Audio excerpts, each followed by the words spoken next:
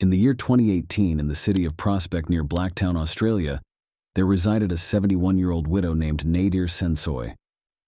Her life was intertwined with that of her beloved son, Salim Sensoy.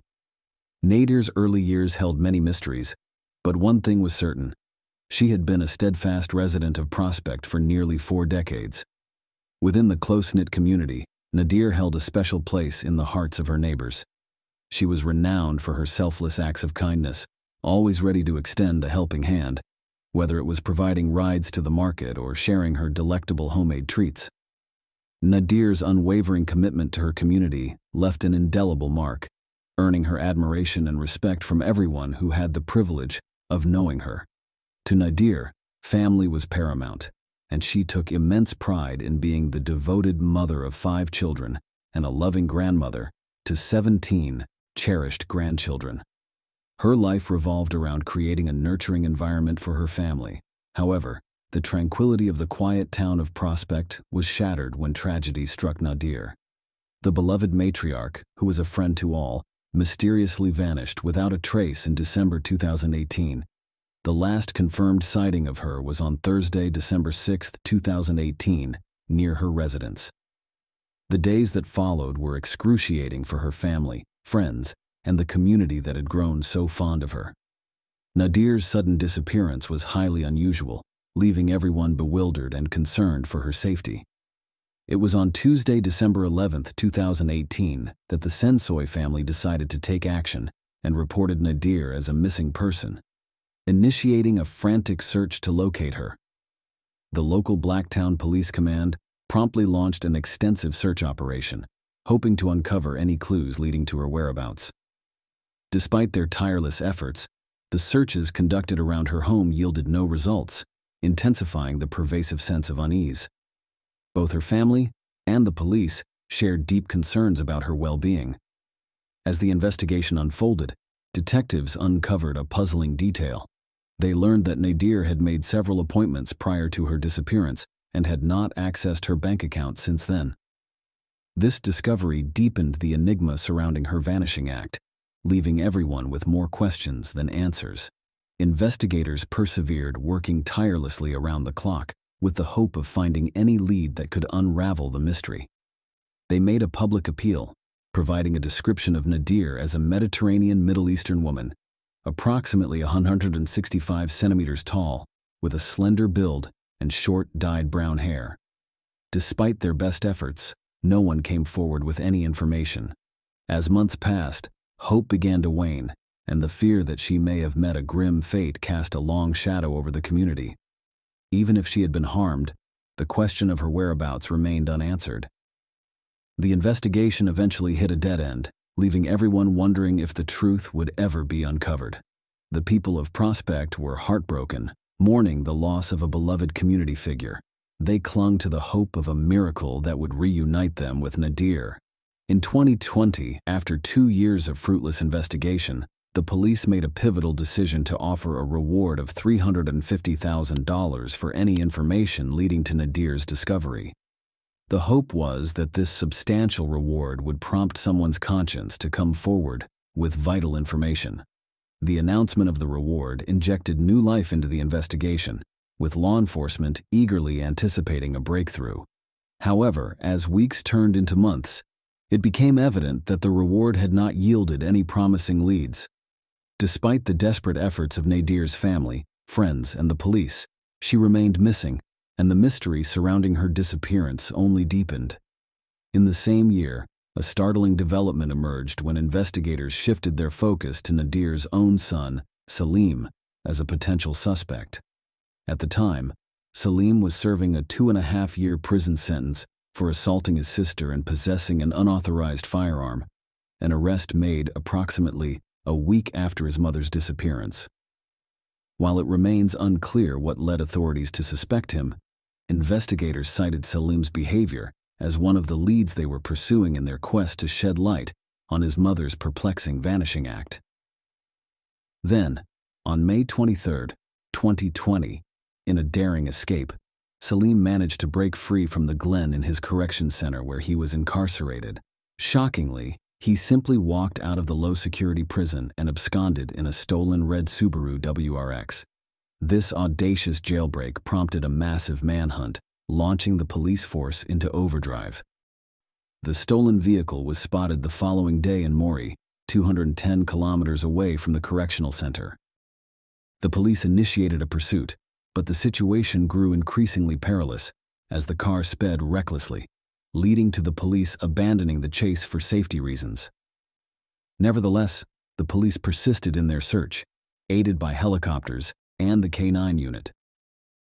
They eventually located the abandoned car, but Salim was nowhere to be found.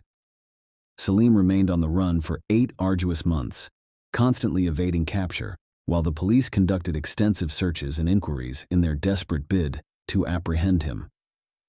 Finally, on January 11, 2021, officers from the Hawkesbury Police Area Command received a tip-off indicating that Salim was hiding in a house on New Street in Windsor. In the early hours of the morning, they descended upon the property and with the assistance of the K9 unit, they conducted a thorough search. Salim made a desperate attempt to flee from the back of the house, but it was too late. The police apprehended him and took him to the Windsor police station, where they executed 2 outstanding warrants for his inmate escape and vehicle theft. Despite Salim's capture, there was still no information regarding the whereabouts of his mother, Nadir, and the mystery surrounding her disappearance persisted. As the years passed, the hope of finding Nadir alive dwindled. In March 2023, a coronial inquest into her suspected death commenced. However, before any answers could be uncovered, the inquiry was abruptly halted due to shocking new information. Though the authorities remained tight-lipped about the specifics, it became evident that the spotlight had once again shifted to Nadir's son Salim. Following further inquiries, the police made their move on March 21, 2023. They finally arrested Salim, now 47 years old, at the Wagga Wagga police station and charged him with the murder of his own mother. On the same day, the court heard that he allegedly committed the heinous crime between December 6th and 11th, 2018, in the Blacktown area. Salim's plea for bail was denied, and he now faced a protracted legal battle ahead. Nadir's daughter expressed relief upon hearing the news of her brother Salim's arrest for their mother's murder. The family hoped that with Salim's arrest, they could finally locate Nadir's remains and bring her home for a proper burial. However, the road ahead remained uncertain, with no one certain about the outcome of Salim's case, or if the truth about their mother's fate would ever come to light. In the heart of Indiana lies a charming little town known as Kokomo, where life is simple and ideal for raising children. This quaint town boasts a reputation for its low crime rate, earning it the nickname City of Firsts. However, beneath its serene exterior, Kokomo harbors a dark and tragic tale that left its mark on the community forever. It's a story that revolves around a young woman named Destiny Pittman, whose life was tragically cut short on a fateful night in 2013, marking one of the town's first harrowing incidents. Destiny Pittman, born on January 9, 1992 in Kokomo, was the child of Melvin L. Douglas Jr. and Carla A. Pittman McCombs. Destiny had a close-knit family with siblings and many friends who cherished her for her beautiful smile and charming personality. Her mere presence had the power to illuminate any room she entered. Destiny nurtured dreams of a modeling career, brimming with excitement about her future endeavors. Just 8 months before her untimely demise, Destiny had purchased a house where she resided with her boyfriend and a roommate. Their home also included 2 children and 3 dogs, among them a Chihuahua and 2 pit bulls. The clock struck 9:33 p.m. on February 7, 2013, when a chilling call reached the Kokomo police, urgently requesting their presence at 815 James Drive. The report indicated a shooting had occurred. Responding swiftly, officers arrived at the scene by 9:40 p.m., discovering a bullet hole in the wall and the lifeless body of 21-year-old Destiny Pittman lying in a pool of her own blood. Tragically, Destiny was pronounced dead on the spot. What makes this case all the more bewildering is that everyone in the house at the time of the incident, including the dogs, bore witness to the shocking event.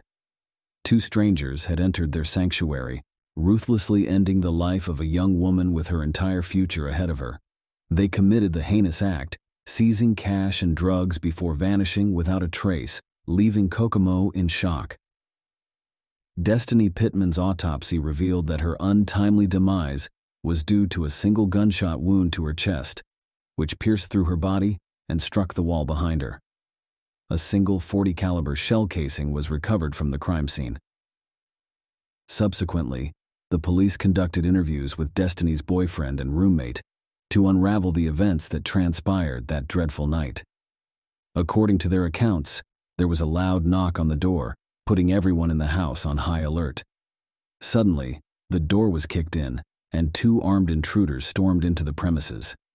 Destiny, perhaps unaware of the impending danger, confronted the intruders, who reacted by fatally shooting her.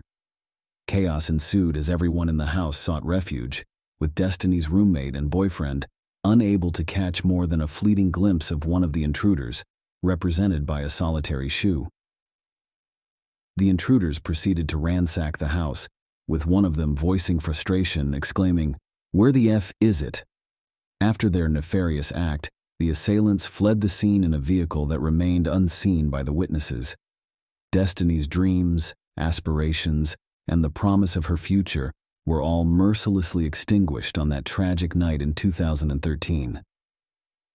The roommate, though unable to identify the intruders visually, expressed her belief that they were African American, citing their urban-sounding voices as the basis for her assumption.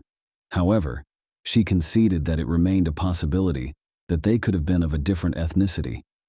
Destiny's boyfriend, in his confession to the police, revealed that both he and Destiny had been involved in the sale of marijuana, although Destiny had withdrawn from the business after inheriting a sum of money. He admitted to having possession of a bag of marijuana and more than $2,000 earned from a recent drug sale a few days prior to the intrusion. The police surmised that the intruders might have been motivated by their knowledge of the drugs and cash kept in the house. Beyond these details, the police had little to go on, with no substantial leads to pursue. 2 years passed, and it was now 2015, with the police still fervently working to unravel the mystery. The only information available was the cooperation of Destiny's boyfriend and roommate, who provided all the details they could recall. The dedicated detectives refused to relent, driven by the hope of bringing justice to Destiny and closure to her grieving family. In the midst of their anguish, Destiny's family struggled to come to terms with her tragic death. Her mother, Carla Pittman McCombs, preserved everything in the house as it was on that fateful day in 2013. The bullet hole remained untouched, along with all of Destiny's photographs. The only attempt at normalcy was the effort to remove the bloodstains from the bedroom floor. Carla's grief was unrelenting, and she often found herself in tears, battling depression. She clung to the hope that someone would come forward with information about her daughter's death, and she made her sentiments known in a media statement. She lamented the complete upheaval of her life, expressing her dissatisfaction with the perpetrators who had taken her child for no apparent reason, leaving her with immeasurable pain and devastation. Destiny's stepfather, Stephen McCombs, observed that Carla was struggling to cope with her daughter's death even after all these years. She would often welcome visitors into their home, referring to it as Destiny's house or Destiny's home. Destiny's biological father, Douglas Jr., shared his ongoing ordeal, expressing his daily struggles and the frustration he felt. He understood the limitations faced by the police in discussing the case due to its ongoing nature, but couldn't help but miss his daughter terribly. He held on to the hope that the individuals responsible would eventually have families of their own, experiencing the joy of parenthood. In that moment of understanding, he believed they might comprehend the depth of pain caused by their actions and come forward with a confession. Another unnamed family member echoed the sentiments of many, acknowledging that Destiny's heart would never beat again. While no amount of justice could ever be enough, they believed that the family deserved closure. They denounced the cold-heartedness and ruthlessness of the perpetrators, emphasizing the need for accountability. Captain Teresa Galloway of the Kokomo Police Department issued a statement, asserting that the case remained an open investigation, firmly rejecting the notion of classifying it as a cold case. They continued to welcome tips and pursue all leads diligently, urging anyone with information to come forward.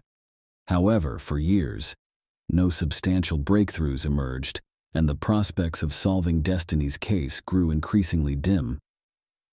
Hope was rekindled in 2021 when the Kokomo police renewed their plea for information regarding Destiny's homicide.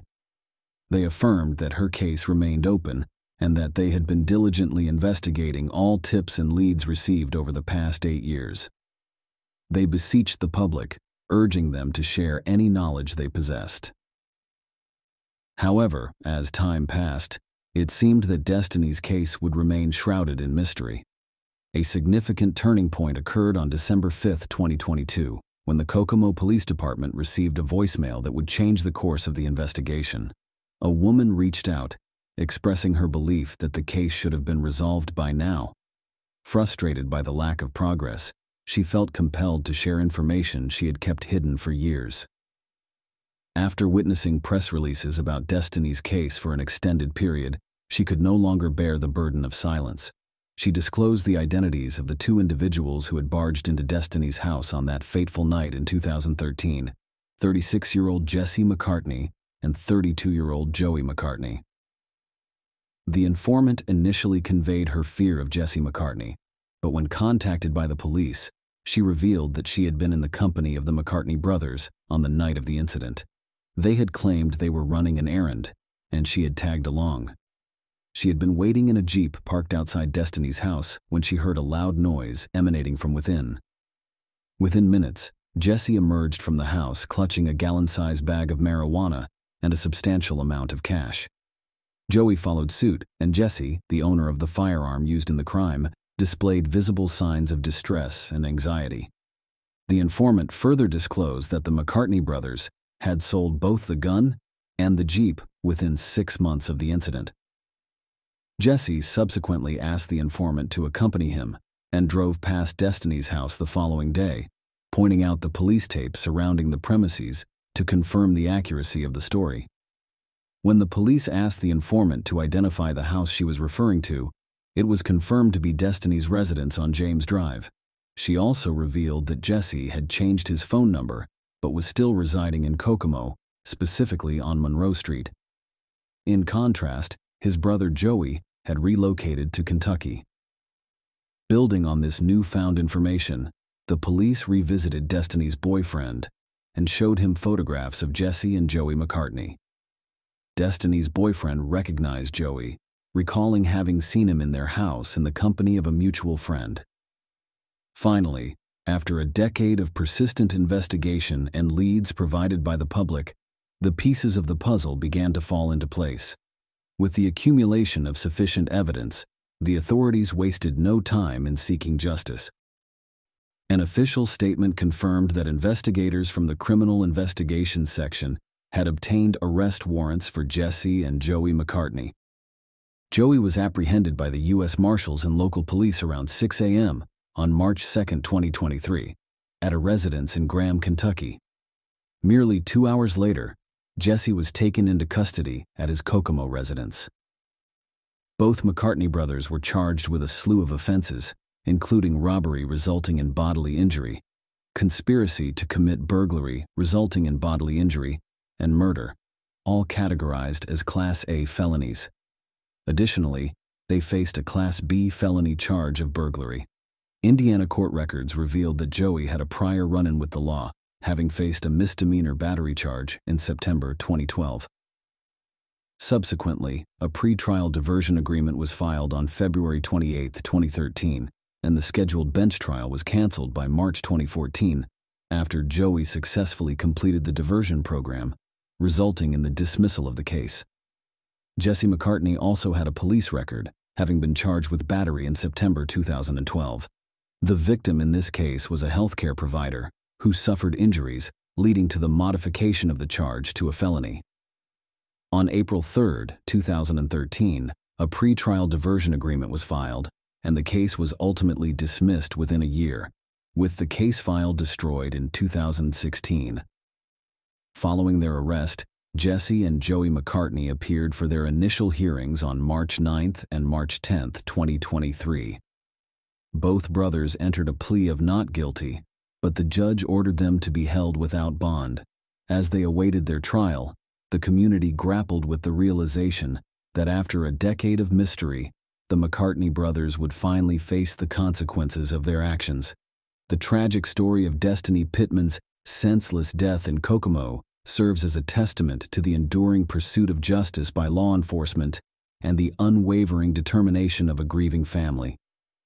Destiny's memory lives on, and her case reminds us that even the darkest mysteries can be unraveled with time, persistence, and the courage of those who come forward with crucial information. As the McCartney brothers await their day in court, the town of Kokomo stands united in the hope that justice will finally be served for Destiny and her loved ones. On January 3, 1979, in Snohomish County, Washington, a duck hunter embarked on a chilly morning expedition, hoping for a successful day of game hunting.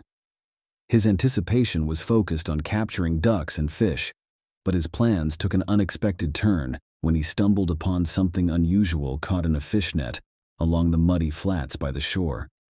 Intrigued, he approached the scene only to be met with a chilling discovery: human remains.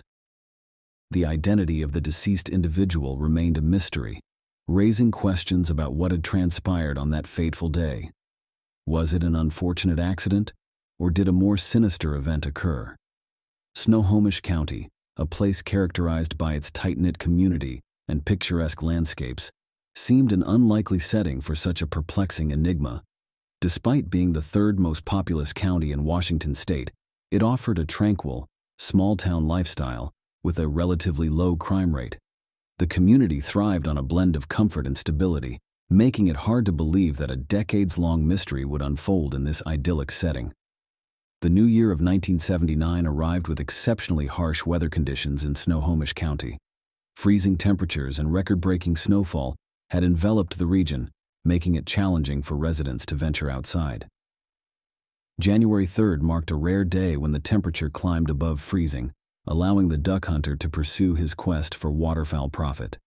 He arrived at the Snohomish River Delta on North Spencer Island, determined to catch ample ducks. Little did he know that this day would lead to a grim discovery. As he scanned the area for ducks, his attention was drawn to a peculiar sight ensnared in a fishing line. Upon closer inspection, he realized he was looking at human remains. Alarmed, he immediately alerted the police, and their arrival at the scene near Everett, Washington, sent shivers down their spines. The duck hunter's description eerily matched the horrifying reality. The scene revealed a macabre tableau. Tangled in the fishing line were clothing items, a shoe, and a partially skeletonized human leg bone.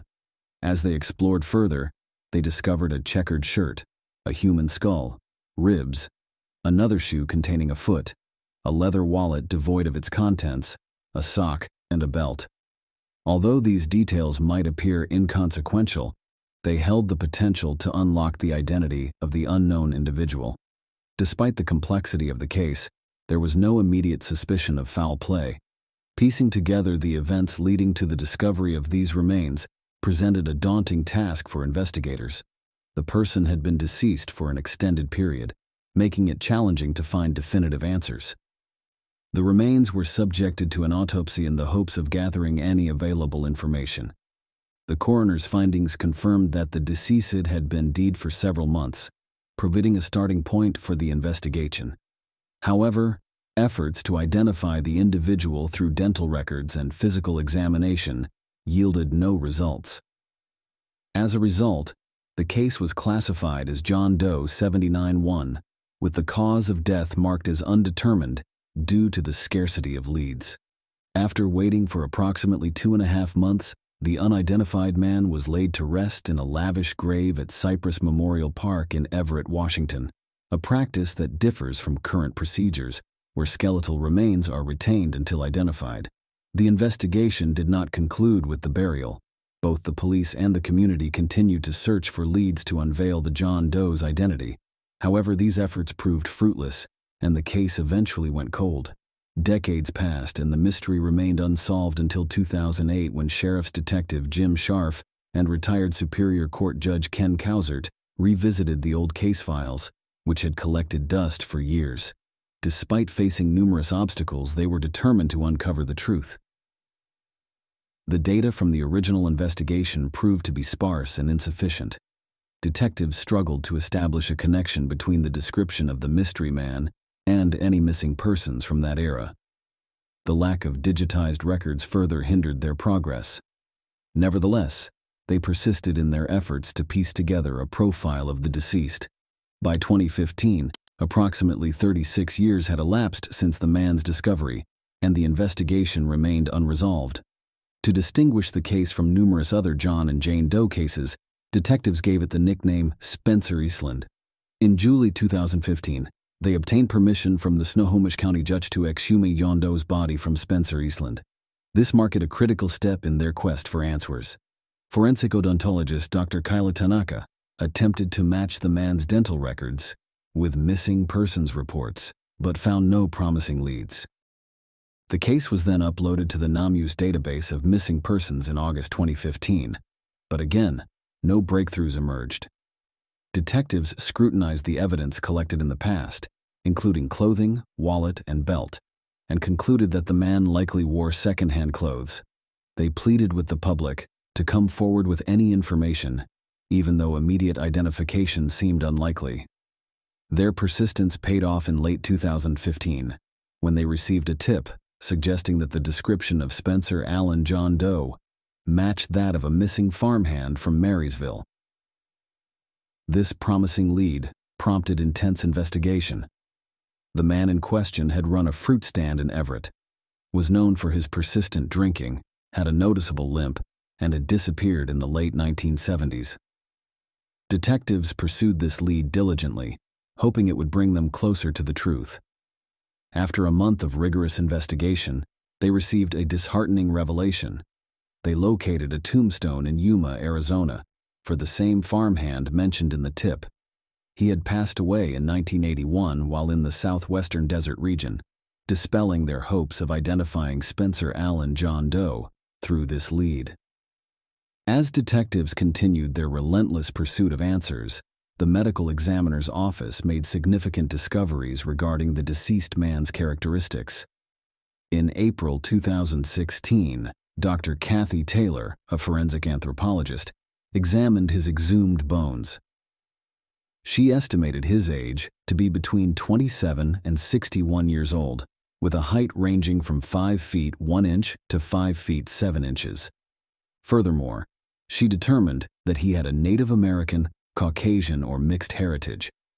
The investigation delved deeper into the man's medical history, uncovering a gruesome injury. His left femur had been severely shattered and left untreated, causing him to walk with a painful limp. He may have also suffered from temporal mandibular joint syndrome, a painful jaw condition. Despite these apparent medical issues, there was no record of him seeking medical attention, even for his leg injury. The investigation further revealed that he had lost 2 left anterior top teeth and 2 molars, with healed sockets indicating they were lost before his death. He had alloy fillings in 3 teeth, suggesting access to dental care.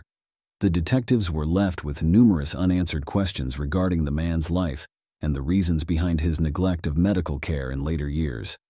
The possibility that he may have been an inmate crossed their minds, but it seemed unlikely, as his distinctive features would have made him memorable to those who encountered him. The case relied heavily on theories and speculations, with detectives aware that even the smallest details could hold the key to unraveling the mystery.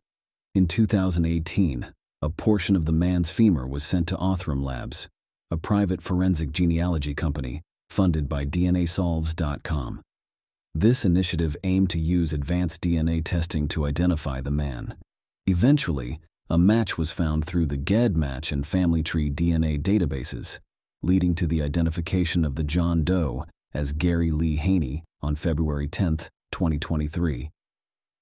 Gary's life had been marked by turmoil and hardship.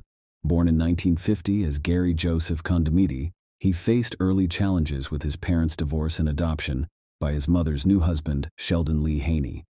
The family traveled extensively due to Sheldon's military service and work with Boeing. Despite his passion for music and interests, Gary was believed to have had a mental disorder, possibly autism or schizophrenia, which led to his isolation from the extended family.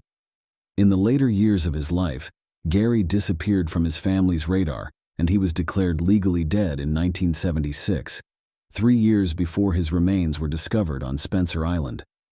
Sheldon Haney's failure to report his son missing raised suspicions about his involvement in Gary's disappearance. The revelation of Gary's identity stirred hope that someone might hold the missing puzzle piece to his mysterious disappearance and death. The investigation uncovered a web of secrets and lies, leaving detectives with more questions than answers. Gary Lee Haney's life remained shrouded in mystery, both before and after his tragic demise. As the news of Gary's identity spread, there was a growing sense of hope that someone out there might have the missing piece of the puzzle, that crucial bit of information that could shed light on his mysterious disappearance and tragic death.